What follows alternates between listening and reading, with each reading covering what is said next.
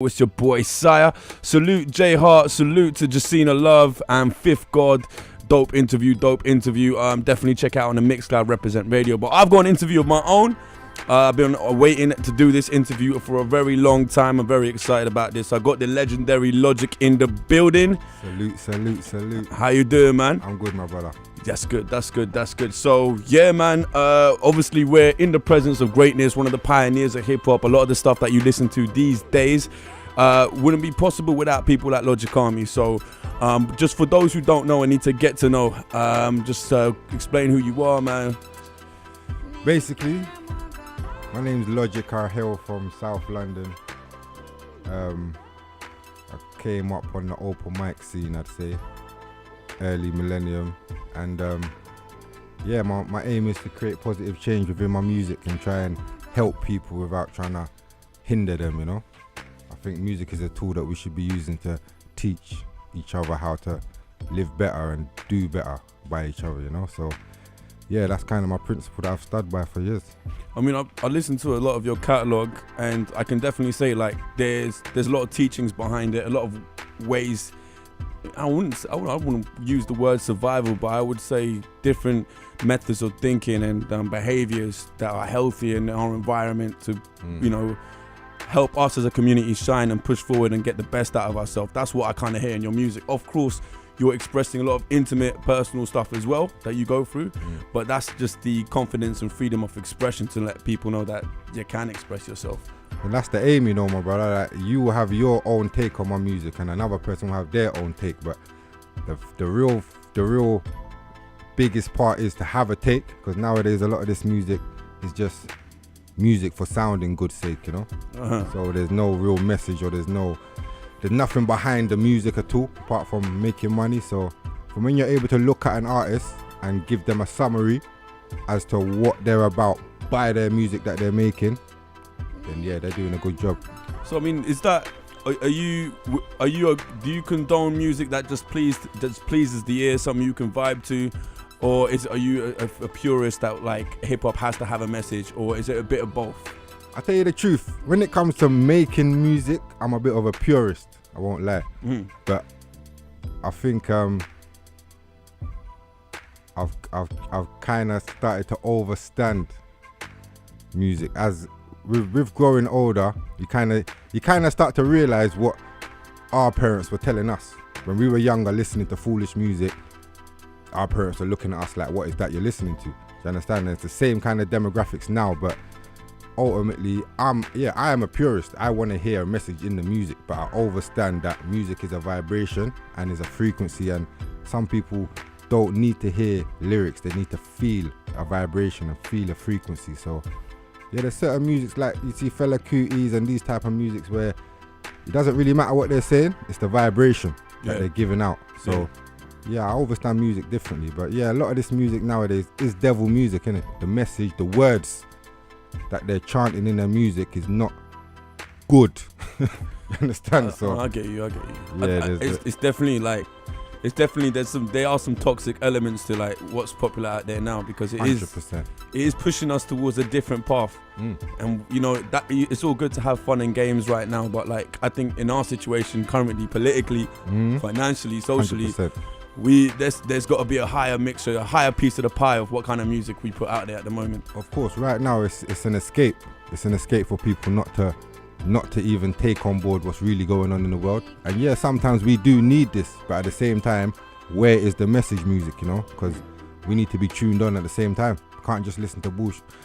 Can't just be listening to foolishness all the time.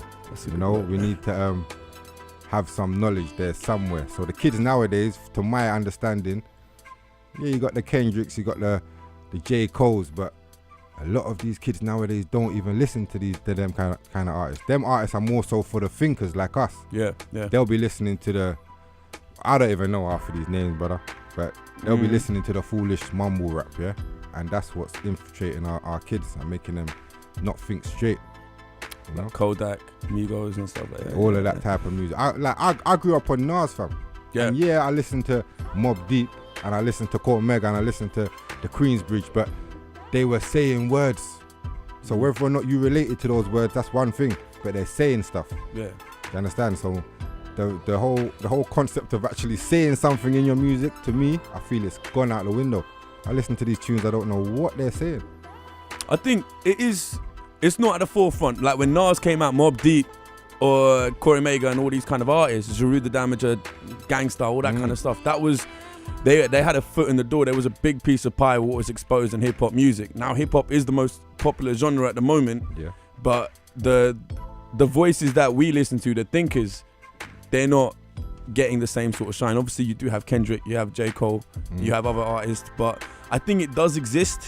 There are you got to find it yourself. Of course, you got the knowledge is out there, you know. We have to go and look for the knowledge in every situation. But when it comes to the music scene, the industry, there's an agenda behind it. There's a reason why foolish music is being pushed in the kids' faces, you know. There's a reason why the radio stations is playing the same song over and over again all day long. There's reasons for this. But when there's so much good, nurturing, powerful music out there, there is a reason why we're hearing this foolishness constantly banged in our heads, and that's probably a whole nother interview. But actually it reminds me of a documentary I watched on hip hop, and someone you opened for, Public Enemy, Chuck D.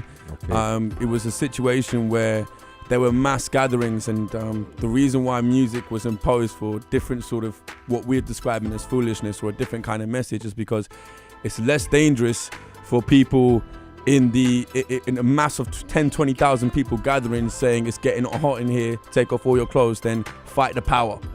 Of course. 20 to 15,000 people in a crowd screaming, fight the power, scare society, you know? Yeah, no, of course. We are like that. I know why they're scared of Public Enemy. I know why they're scared of certain of my tunes. I know why they're scared of people with a message actually getting to the masses, because we could actually change their way of thinking. We're not trying to change them as human beings. We're trying to change the way they think and the way they approach situations. So yeah, we know what their agenda is and why they're locking us down, but it's an overstanding to whereby we can't let this foolishness go on too much, you know. We can't be, when that foolish tune comes on the radio, turn it off. Yeah.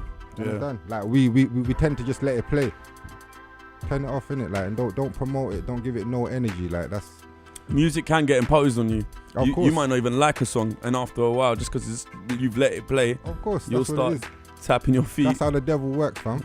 That's how the devil works. You show him something. If you show a human being something enough times, they're gonna end up becoming accustomed to that thing. You know, so that's exactly as simple as that. Cool. Well, you obviously got a love for it. When did you start? I mean, I know you got on the open mic scene. It was around, what was the sort of year you were getting involved? Boy, I'd probably say millennium. Around the millennium, maybe 99. It was all mainly Gil Real in Carnaby Street. Yeah. That was the hot spot for any up and coming mic man back in them days. So, but any open mic, every time we heard about open mic, it could be in Oxford, it could be in Leicester, we're gonna travel and make ourselves known at that open mic, you know. And that's what our thing was back in the day. We'll go to open mics and make an impact. And whether or not it's a good or a bad impact, you remember us. So, yeah, I like that. That's a good attitude. That was the agenda. I want to get into open mic, but first of all, like the way I've structured it, I want to get into, because you've had such longevity in the game. So how do you keep sort of fanning the flames of, you know, the love for hip hop? What makes you move and want to forward the culture even more, even to this day? For me, it's the youngers. I do a lot of youth work, and obviously I got my princess. She's heavily influenced by all the music that I make. So it's to show them that there's an alternative to the foolishness that's out there. There has to always be an alternative. If we don't provide them with an alternative, then we're doomed. You know, obviously the foolish music is always going to be there. It always has been there, but there was always an alternative which we chose to. You always had Talib, you always had Mos. We always had them, so we chose to listen to them instead of listening to the foolishness. So nowadays it's so saturated whereby it's hard to find the realness. It's hard to find the knowledge and hard to find the good stuff. But I feel as a conscious artist, I don't really like that name myself, but that's the box that I adhere to. But as an artist that's aware of what I'm saying, I think all artists need to be the same way and need to stay vigilant, you know. don't adhere to the foolishness.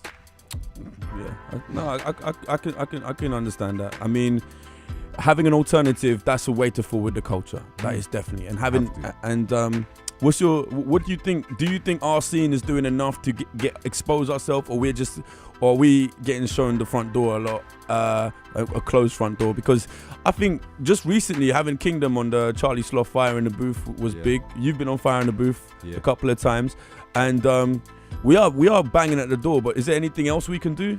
Yeah, no, you see what it is with things like that. Charlie is, whatever people want to say about Charlie's from the same school I came from. So he's thorough, innit? Yeah, he's got a job now. He's a radio personality. He has to do certain things to make the followers stay there. But he is very thorough with how he is. So I know I could phone Charlie anytime and say, yo, I want to find a boom, and he'll do it. Yeah. And that's how he's always maintained that relationship with artists over the years. That's why I respect him for that. I've got love for Charlie, man. I think Charlie does a lot, yeah. I respect him for putting on certain people. He does put on the foolishness, yeah? But at the same time, it's balance. And what I deem to be foolishness, you know? Yeah, someone else might deem to be. Understand? So I'm not ignorant to that fact. And sometimes it's a gateway, you know? Because, like, you know, I think one of the artists that helped me start digging was Mos Def and Black Thought. And that's when I started finding a whole caliber of the alternatives. Yeah, you see. But I had to listen to, you know, I was walking around bumping 50 every single day, you know. So, and I still rock with 50, but like that's the sort of thing I was only listening to, you know. And then it just kind of, you find hip hop, you fall into different artists, and then you just kind of start digging. That's how it might happen, you know. It's what it means to you, you know. That's what you'll go looking for.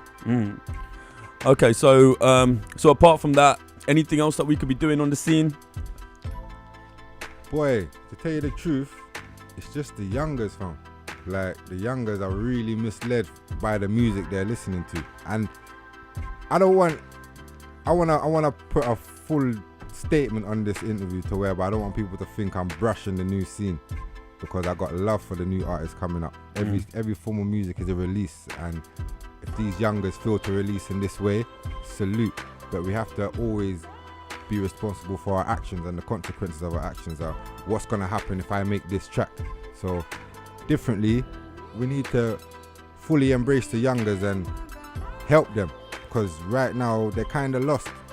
They're kind of lost, not just with the message they're putting out, in lots of ways, in the way they're thinking about things, material things, and a lot of the way their mind is nowadays is lost. And we need to help them first before we start thinking about fixing up the industry, in my eyes. I mean, how is it? Because the people that inspired me, they were always like well read. They read loads of books. They did stuff for the community. They kept their bodies, you know, healthy and in shape. You know, their mind, body, and soul were intact. And looking at these educated, you know, intellectual people walk around making music, that inspired me as a kid. But that's what I thought was a key to finding love in this world. Other people, what you touched on, the superficiality and the materialism. If I make enough dough to get this, and then I'll get attention from that, and then it will take me to different steps in the next level. And it's a path that is almost glamorized, and it's a fantasy that doesn't 100%. It's they're brainwashed to believe that that's the way and that's winning. I posted something the other day, I think today or yesterday, on my Instagram. I don't even know who the artist was. One of the artists was Cardi B, but there was a couple other artists on there, and they are the epitome of the industry right now, whereby they don't care about music, they care about money. Yeah, she said that. Yeah, like, it's an actual fact. Most of these artists out here that the kids are looking up to, they don't care about the music, they just care about the money. And I don't knock them for that, because we're living in the Western world where money is a major part of our life. But ultimately, we have to see it for what it is, you know. Like, we can't be expecting any more from these people that are just about the money, you know. Stop promoting them. What would you say are the most positive foundations laid from the UK hip hop scene over the years? Well, for me, People's Army. For me, that's an organisation I started with a few of my brothers and sisters a while back, and our aim is to create positive change through our art forms, and I feel that's a legacy that's gonna continue and live on. Right now, it's doing what it's meant to do, and in the future is still going to continue to do that. It's never going to die. It's never going to fade away. And as long as that's there, that's always going to be an option, as we discussed earlier, giving them options. So People's Army is always going to be an option. It's always going to be a gateway for people to come off the roads and start actually doing something with themselves, with their energy. So that's good you touched on People's Army. I wanted to actually move on to that. How did it all start? Like, when did it start? Well, it started time-wise. I couldn't really put a date on it, tell you the truth. But it started. It followed on from Dead Prez. There was a time, like I said, I grew up on Nas, Mobb Deep, Queensbridge, obviously heavily gang-affiliated music, if you want to put it in that box. And then I started hearing about Dead Prez, and Dead Prez kind of took over my way of thinking and how, as an artist, I thought I had to be, And obviously I thought I had to be a certain way before. Now I've heard these youths, let's get free. Every track's got a message. There's no track on Let's Get Free that isn't telling you something. There's no track that's just there for the sound of it. Yeah, every single track has got a message. And from that day, from taking the album, and even till today I taking the album, it's probably one of my, I look at it like, it's kind of like one of my Bibles, my musical Bibles. There's a few others, Illmatic, but for me, Dead Prez, Let's Get Free, it taught me that you can have a message in everything you say. And obviously they started People Army.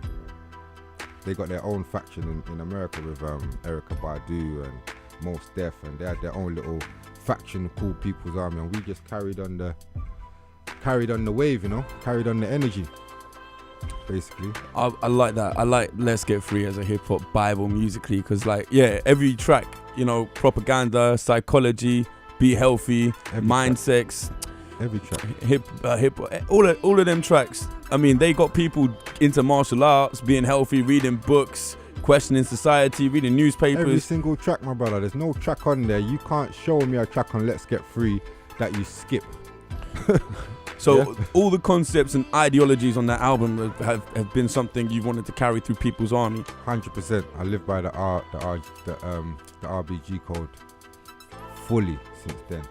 No, I got you. And who at the moment is actively involved?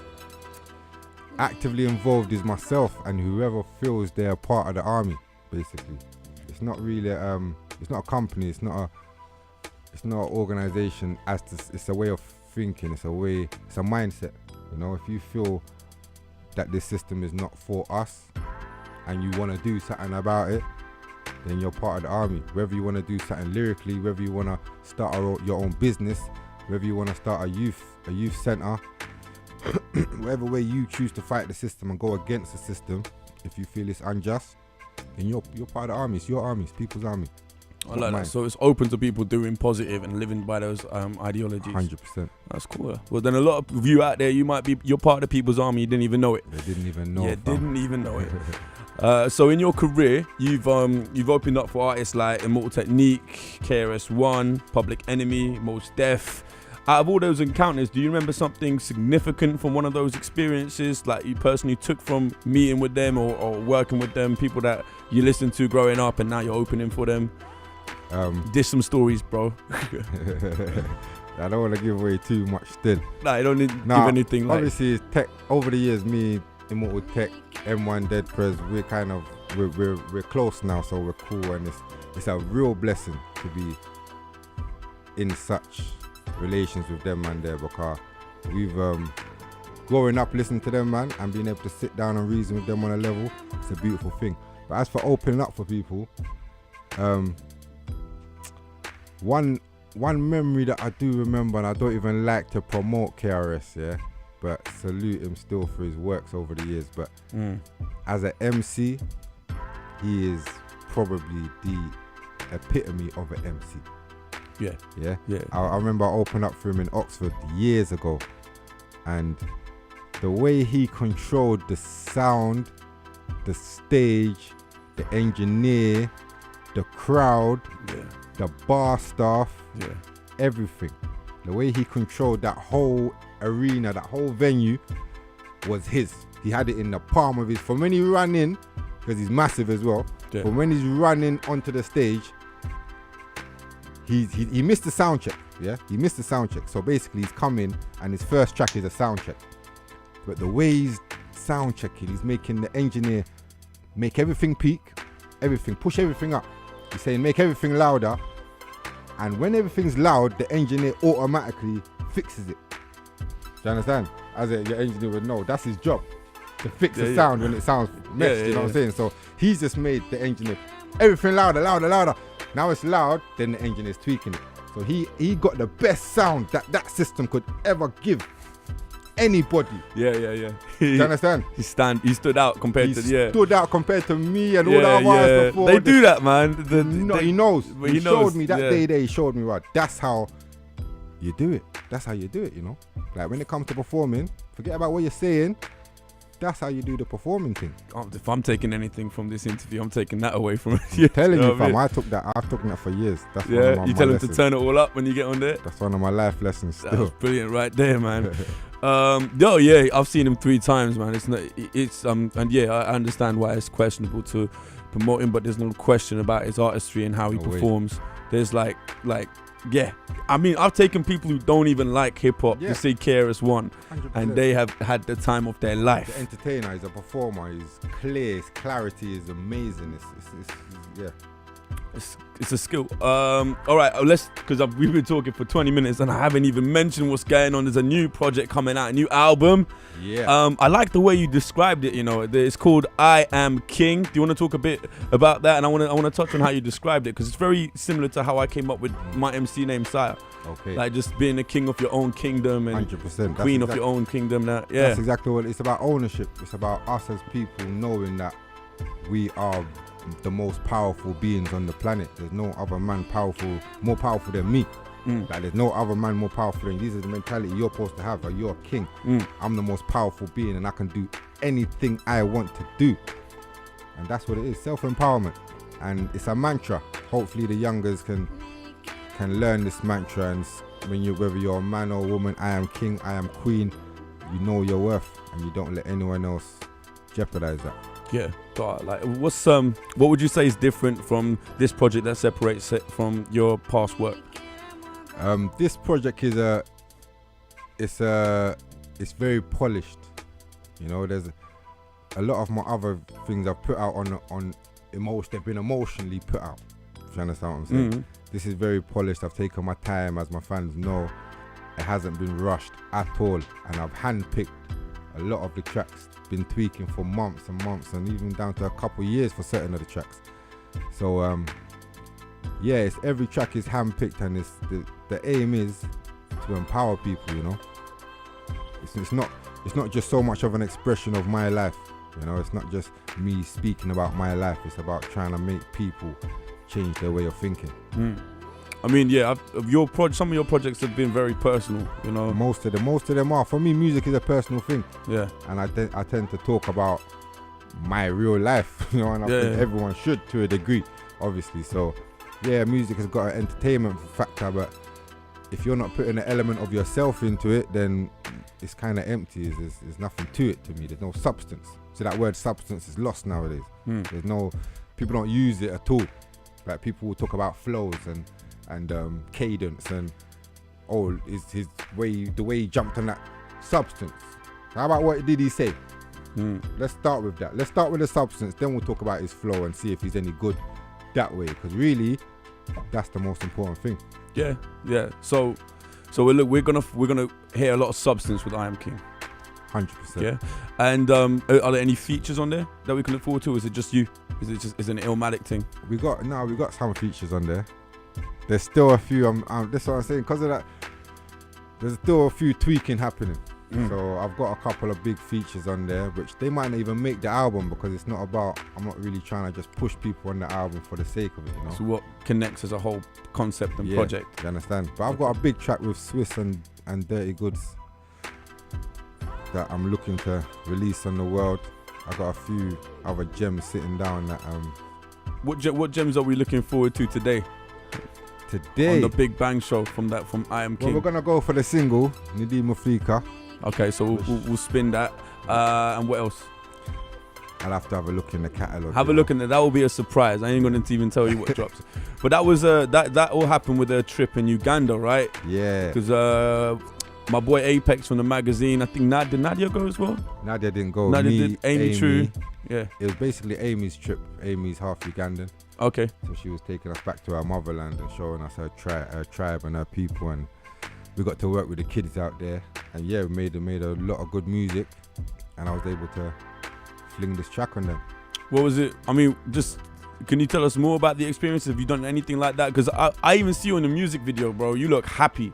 You look like you're... Africa's home, fam. Yeah. Like, this is what people have to understand. When you come out of Babylon and go to even go to India, you feel at home. Your energy will feel at peace. You know, here it's not at peace. You're looking at bricks and electricity and all things going on around you. Go to them places, it's calm. There's a calmness about it. So, yeah, Uganda was a beautiful experience for me. I was blessed to go back there. Yeah, man. Well, I think we need to go back to whatever our motherland is, just to 100%. be neutral. Like, I feel a bit lost. I haven't been back. How long is it? I'm going this year, but it's been about, and I feel bad, 9 years, man. 9 years I ain't been back to the motherland. And I used to go every year before that, and I got so much from it. And my brother started going. Like, he had a love interest there that he was getting quite serious, and he's moved there now. Gone. He had to go every year to meet a long distance relationship, but after just being there, he's not with her anymore, but he's with India. Yeah. You know what I mean? 100%. Do you think that might be for you one day? 100%, bro. I'm not dying here. I'll tell you that for free. I'm not gonna die in this land here. I'm dying in Africa or Jamaica or somewhere like that. Cool. That's cool. I mean, that's it might be the end game for me as well. India might be the end game. We'll see. Life is full of twists and turns. But yeah, we want to talk about your contribution to something that's near and dear to my heart as an MC. You said you worked in you developed your craft in Deal Real open mic, and you were one of the old school vets traveling to different parts of the country just to have that platform for you to express yourself. Yeah, of course. Let's talk about Real Deal, man. How did that come about? Because that's it's the first Tuesday of every month in Chip Shop, right? Actually, we got to change it due to switching up. Yeah, we're switching up to. It's gonna actually be the last Thursday. Last Thursday. In every month, starting in June. But if you hit up the Instagram page, we'll keep you updated with the next event and whatnot. But yeah, Real Deal. Just a takeoff from Deal Real, where we've just spun the words, but it's something that I feel is needed, you know? Like it's something that I feel the industry's lacking. I think there's not a place where young artists can go and just say what they want to say. No holds barred, you can jump on the mic, yeah. And it's a competition on the fact of you don't know what type of beat's coming. You know, you have to be prepared for any type of, you have to have your tool has to be sharp. To come to this battle, you know. So that's what open mic for me was. It was about going, seeing the other competition, trying to stand out, trying to say better things, you know. Yeah. Say it in a better way. Yeah. So like that whole platform is what I'm trying to bring back. And yeah, with Mike from the Chip Shop helping me out, we've been able to start and rejuvenate the whole essence. Yeah, man. Shout out Mike, man. Done a lot for the culture recently, man. Definitely. We'll be doing a lot in the future, I'm guessing. But I think one main thing, like I came on, I was about a few bars, but it just taught me how to be more of a stage presence. Like you could rapidly rap and spit some bars and have substance to it. But then I saw people doing the same thing, but they had the presence. They were able to move crowds and really grip their attention. And I saw people who can rap dope bars, but we're just almost stagnant, standing still. So I think it just kind of motivates you to act differently. Of course, it gets you to sharpen your tool. You got to go into training. Like Bruce Lee, any of these boxers and fighters, they don't go straight into a fight. You have to train.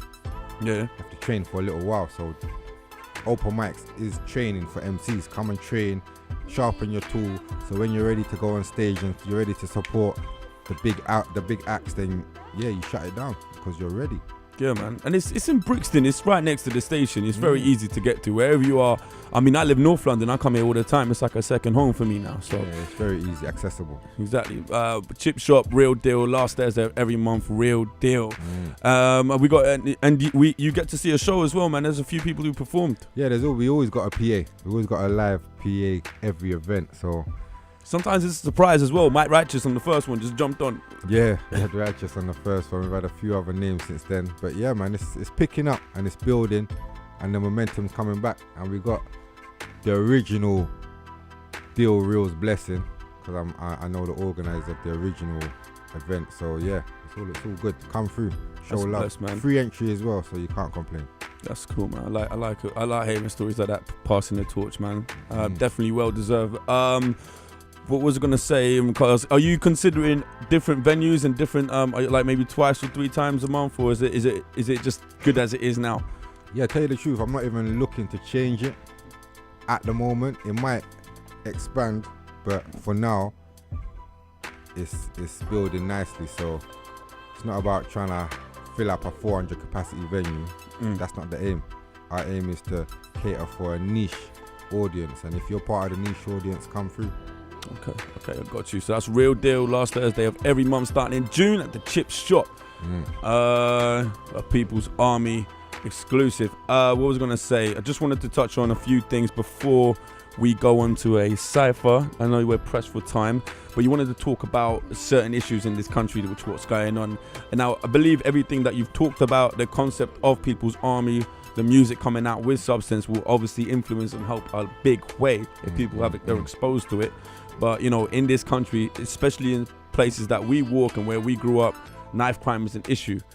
And I just want to have your take on it, and how you feel like our responsibility as people in the hip hop culture. What can we do better? What are we doing which is good, and what can we do more to hopefully find a solution to eliminate the problem, if that is possible. Yeah, I think ultimately what I'm going to say is controversial. It might get people's back up a little piece, but I've gone around the block with this one, and it's like, you can't change how people are, innit? The system is the system. We just choose to live in it.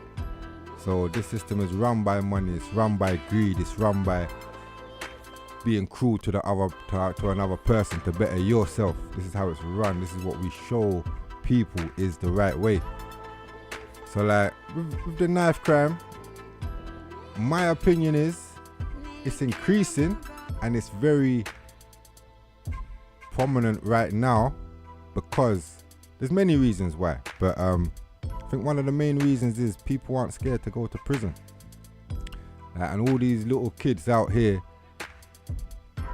stabbing each other. If you were to ask them, are you scared to go to jail? They'll tell you no.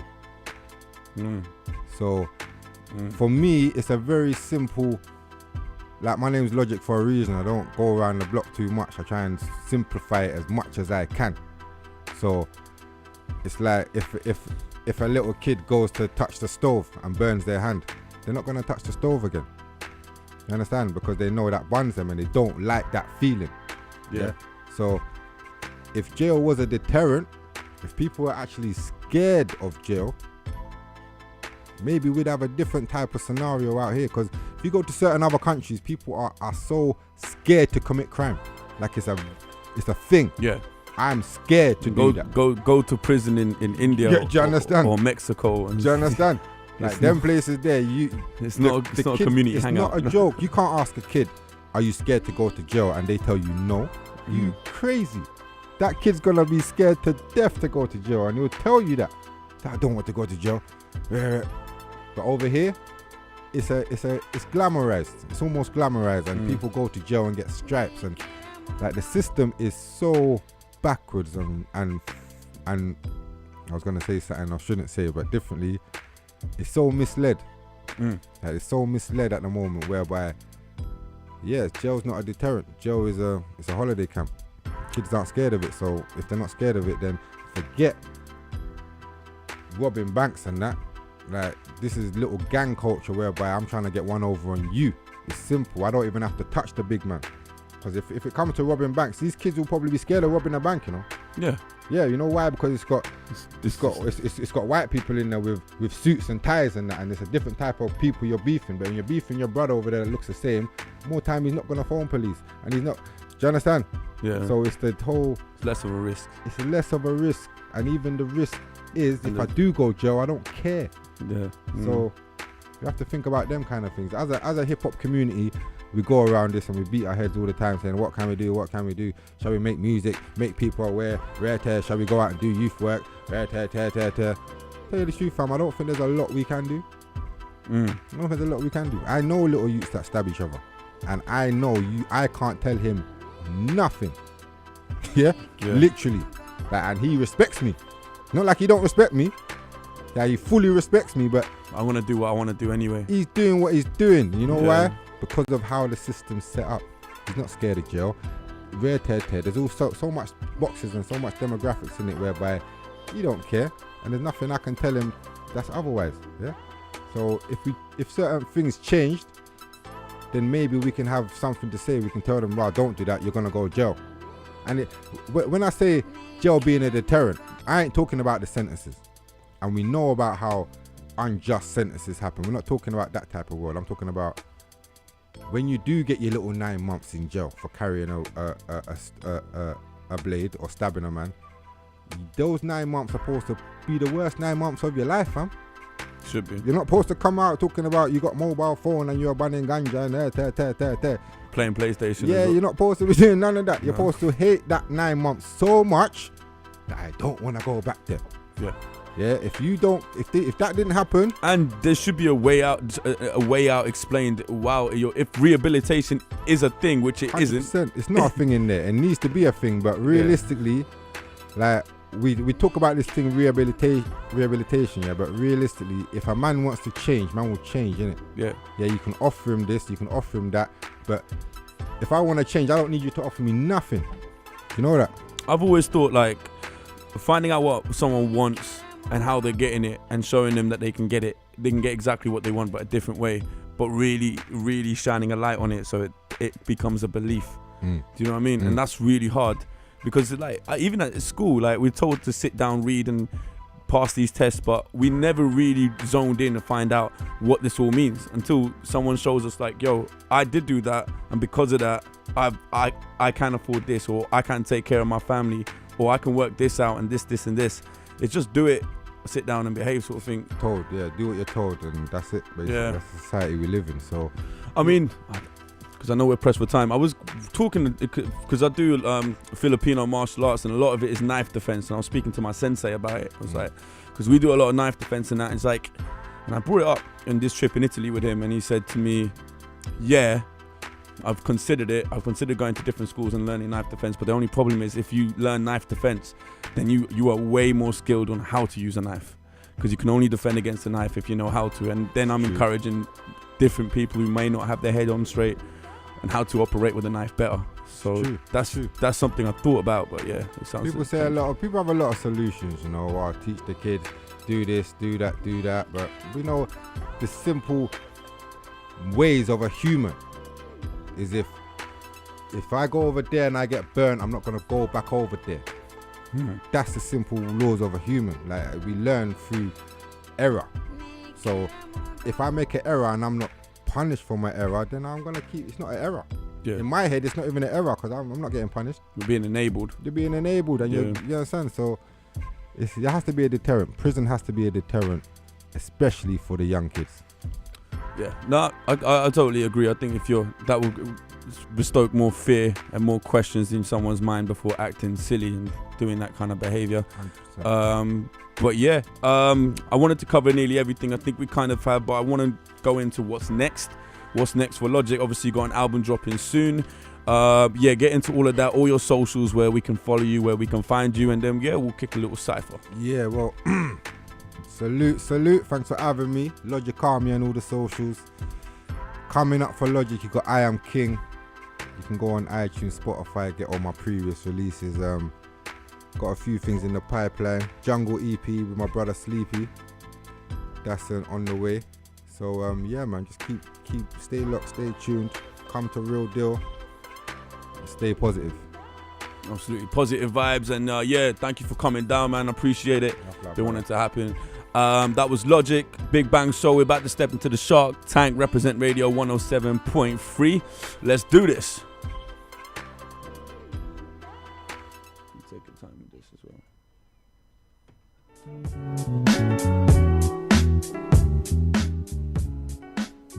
All right. Alright. It's a little mellow vibe, past true style. Listen. Hello. I said, yo, what's your aim and what's your purpose? Is it your ambition to show others that you're worthless? Work on your aura cause you're nervous, no matter if you're acting hard. I can see through the facade, burn a liar. New campaign, burn a liar. Bring the fire in the booth, burn a liar, so we only see the truth. We only see the conscious, the unconscious is all nonsense. I challenge myself, so the obvious is non-applicable when I am writing. Fam, I made knowledge and wisdom sound exciting. Created something I can pass down proudly. And if you can't say the same, work it out, B. What would UK hip-hop be without me? Was that big-headed? So what, fam? I said it. Do I have to say it again? Yes, I'm the start and the middle and the right and the end. I'm inspired many man to go and get a pen. I'm inspired by my family and all my friends and all the positive messages that my fans send. Your Sire phoned me up and said, Lodge, come again. Cause certain man brought a little bit of fire, but I came to bring the sun again. Nothing but gems, see every line's a masterpiece. Last resort's my producer looking after me.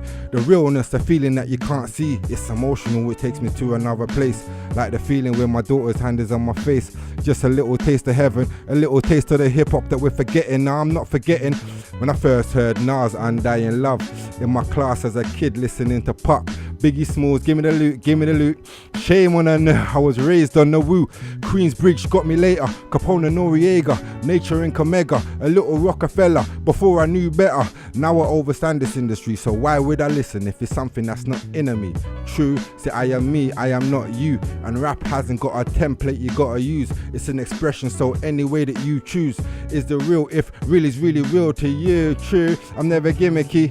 Name one rapper that can mirror me, mimic me, even if I'm singing G. Cause I know where I'm from, I'm not the same as these guys. I'm cut from a different cloth that only comes in my size. Black rappers telling white lies and whack rappers are a parasite. The real hip hop is paralyzed, but I am John, so get baptized. Hey! Let me slow down and... That's it. Represent Radio, the fight, Salute. Damn, my microphone is disintegrating as we speak. They're about to pull the fire alarm. Have you got one more in you? You know what, I would love to. But he's got to shoot. He's already stayed longer than he had to, man. He's about to get a parking ticket. No, my bad. Hey, thank you again. That was Logic. Represent Radio. Let's do this, man. You're welcome back anytime, man. Bless. Salute.